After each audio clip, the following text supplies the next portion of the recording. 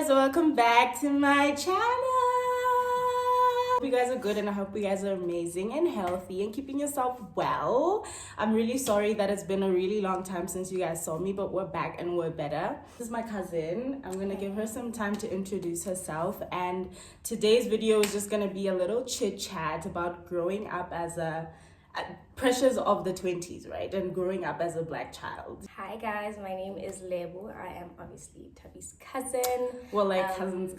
Most people honestly just call me cousins. So. That's so true. Just call me cousin. Every single time I introduce her to my friends here, I'm always just like, this is cousin, guys. This is cousin. Yes. And they call her cousin. Funny story, when we grew up, we were not as close. But it literally just took like one conversation when we were, I think, like 18, 17. Yeah. And then we're just like, oh yeah, kind of cool. And she was like, yeah, you're also kind of cool. We're like, we've been inseparable since. What we're gonna do, right? We're just gonna be giving you guys piece of advice that we have learned, because I feel like both of us are like at a really good point in our life and like have changed our perspectives about life, you know. And it's more of like, we're not saying that bad things don't happen, good things don't happen, but we're just like giving you guys a perspective that we have that could be helpful for you guys. The first one was that, you know how people always say you are responsible if you attract toxic people all the time, then you should introspect. But I don't think so.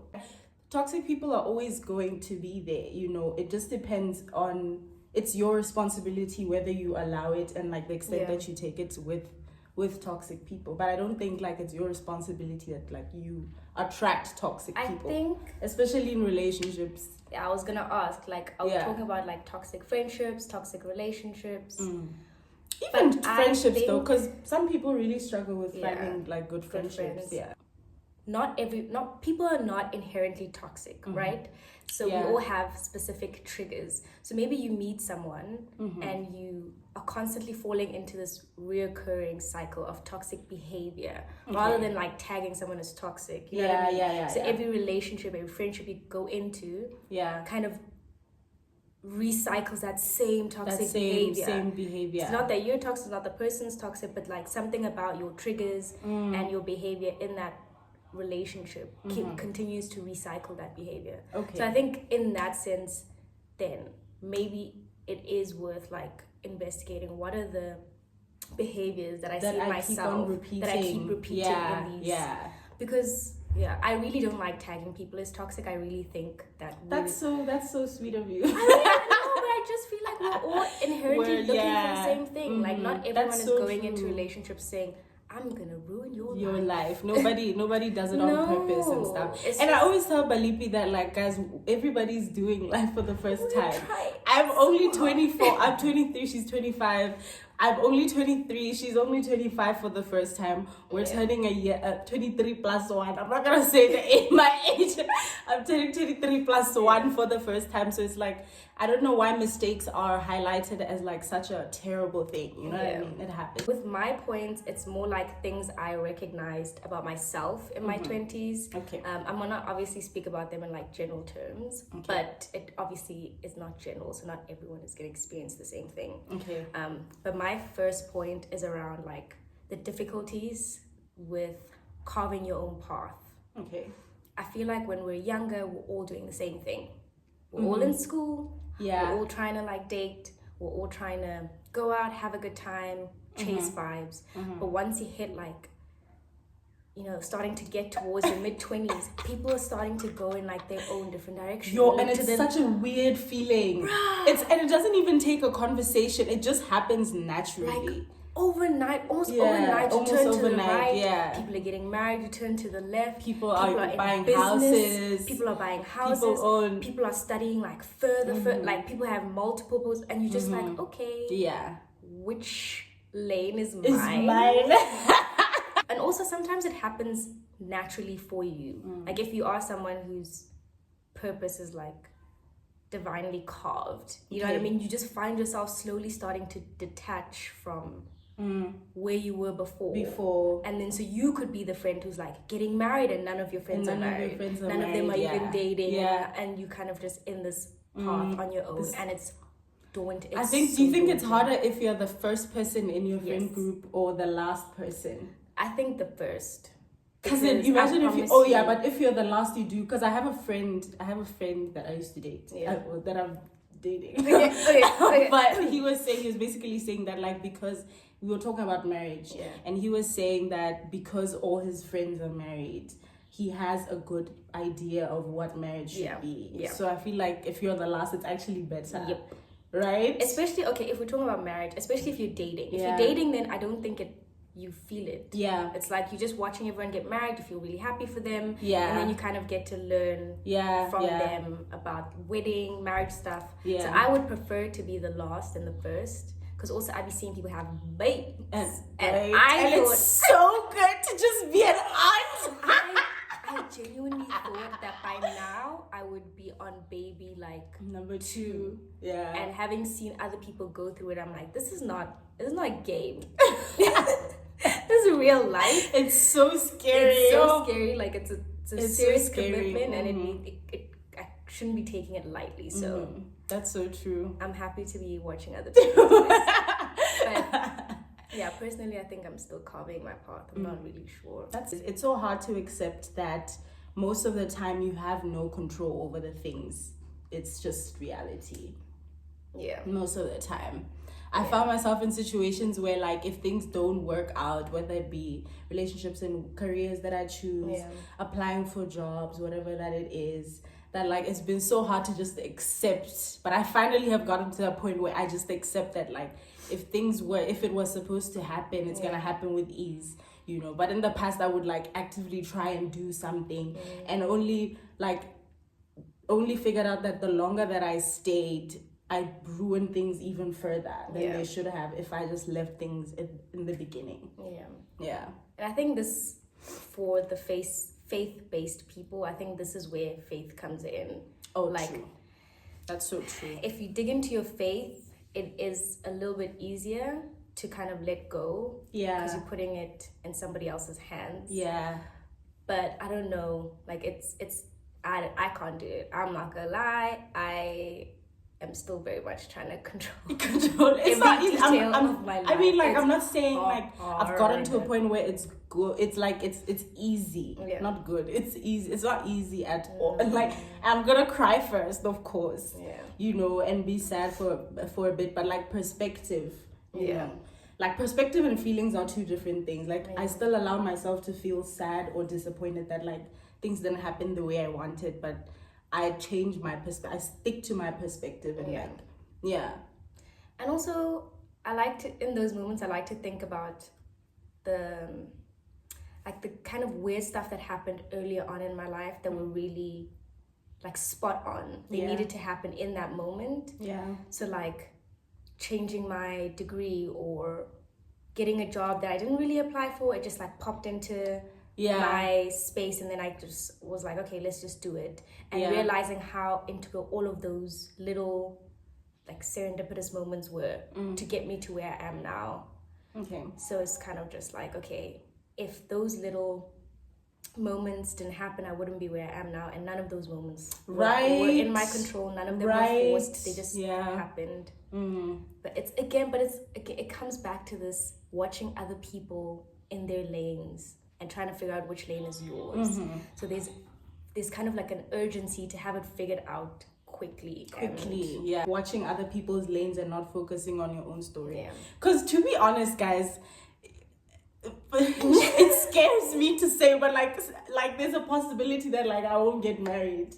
You know what I mean? Like, but if I stick to the story that like by 30 I'm supposed to be married, or by 30 I'm supposed to have my own house, like all my friends, I'm gonna go insane if those things don't happen. You know what I mean? Can I tell you what I've let go of?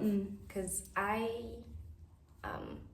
was raised in a single parent household. Shout out to moms, but I kind of made the personal decision that I don't want to be a single parent if obviously things happen, but if it is within my control, I don't want to be a single parent.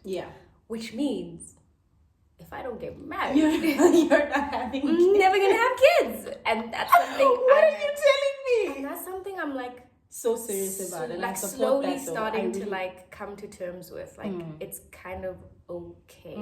It is okay. It is okay. Because it was, and my there's dad other is like people's kids. around and he's very supportive, right? Yeah. But obviously he's like in his own lane or wherever. Yeah. But I don't think I have that strength, Kesana, of doing what my mom did. I don't think I can do it. I think I've tagged like the in-between. So I think once you start etching towards like mid-20s, you find yourself in between your old habits and your new habits. Yo, that is so true. Uncomfortable. It is so uncomfortable. All the things you used to enjoy, you don't enjoy anymore. You don't enjoy it all anymore. The people, the company you used to keep you don't it just really feels wanna, forced. That is so true. So now you kind of just...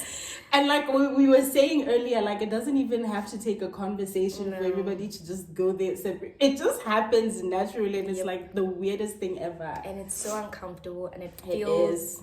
It is. I feel like it can feel quite lonely while you're figuring out like your new... What do you actually like? What do you want to keep your forever? New circle, your new habits. Your new habits. Oh, habits. I'm not gonna habits. lie. It's so weird. So that in between is definitely uncomfortable. It is. So I don't know. Let us know if you guys are in the in between. She got in the in between. I'm gonna think about this for so long. So my next point, I just tagged it love. Yeah. But I really feel like love feels different when you hit your mid-20s. Like love. Romantic love. Not me blushing.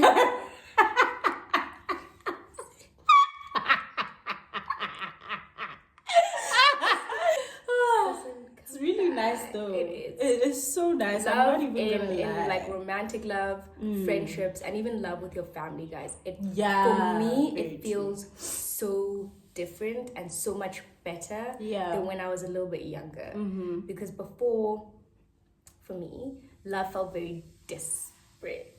Yes. It felt very like, pick me. Yeah. I love you. Yeah. I want to be with you. Do you like me? Do you want to be friends with me? Yeah. You know what I mean? It just felt very push and pull, and like you felt like you didn't know whether you were coming or going, or like I would be very quick to interpret people's like behavior towards me, like if they were cold or whatever. Yeah. But right now, I really just be chilling. I'm so much calmer in love, and I feel like I give people a lot more space to be however they want to be. And that allows me to just soak up all the goods. All the good stuff. We're really like not stressed. No! Really and that's like all the good stuff. And that's not to say that people are not acting up and like everything's there's perfect. a lot It's still the going same. on. But I'm just choosing to like a different enjoy. perspective. And that has changed the game. Yep. In friendships, romantic relationships, and family. My last point is keep the child in you alive if you want fulfillment. If you feel like in your childhood you liked, you know that juice that was in that with the straw that you used to Capri Sun. Yes. And if you feel like you want to drink that at your office, drink that thing every day. Yep. You understand what I mean? If you enjoy using that thing, ringa roses in the park, do it. Because that's the only way you're going. Guys, there's so much problems that adulthood brings to us, you know, and I've only been an adult for 3 years. So I'm basically like a 3-year-old adult, you know what I mean? And I'm already saying that there's a lot of problems that adulthood brings us. The only thing that can stabilize that is if you remember that what would Tabile, the 6-year-old, would have done at this point, you know? And also with the pressures of like adulthood, there's just no joy. There's like nothing. We just kind of take the joy out of everything. Like if you're gonna go out, for instance, you need to make sure that you look good and you smell good and your etiquette as well, especially being a woman. You can't just be going to the club in like a jumpsuit and overalls and just go dance. Yeah, you have to be thinking so many like expectations around that. You can't just like throw your hair into like a messy bun and just be like, okay, I'm gonna put sweatpants on and just go out and dance because I want to go dance. Yeah. But if you again tap into all the things that you really enjoyed growing up, and also the person, like if you think about it, like kids make mistakes all the time. Like when kids burn themselves on the stove, and only after that they learn what to know. I'm not supposed to do that. I feel like we should look at mistakes also that way. Like it's fine, like we should be continuously learning in that way. Like we shouldn't be afraid to be making mistakes or consciously trying to do the right thing the whole time. But also kids don't have that concept in their mind of like, this is an error, this is a mistake. It just happens kind of intuitively that they're not gonna like do it again. Yeah. But with us, we hold on to like mistakes That's with so our true. dying breath. Yeah. If like I made an error today, I'm gonna think about it for forever. the next 3 weeks. There's nothing that makes me cringe than something I did 6 years ago. And I promise you guys, no one is just sitting there thinking about what. This is why I don't believe in embarrassment, or I don't know what the other word is, but I don't believe in that stuff, because there's no one just there sitting and thinking. Remember the time? Remember when Tabile fell on the swing? You know what I mean? No one's thinking, but one thing about this thing, I will, and I'll let it define me, and I'll just be like, why am I so embarrassing? Yep. And especially for like the working people, I don't know about you, but I be doing like little mistakes at work, and it just eats me alive. Like it consumes me. That single mistake. Yeah. One person, I can make one mistake, and for the rest of the day, I have people be like, "Oh my gosh, that's great! You're doing great!" And I won't hear it. Yeah. And that's crazy though. I promise, it's that's bad. Crazy. It's bad. Full on. Anyway, guys, I hope that you guys enjoyed the video. If you did, please give this video a like, subscribe to the channel, and comment what your thoughts are on every single point that we gave. Just a reminder to keep yourselves healthy. I don't know why I'm stuttering today. It's keep yourselves healthy, happy all the time, and stay good, Batung. Thank you guys for watching, and I love you guys so much. Peace.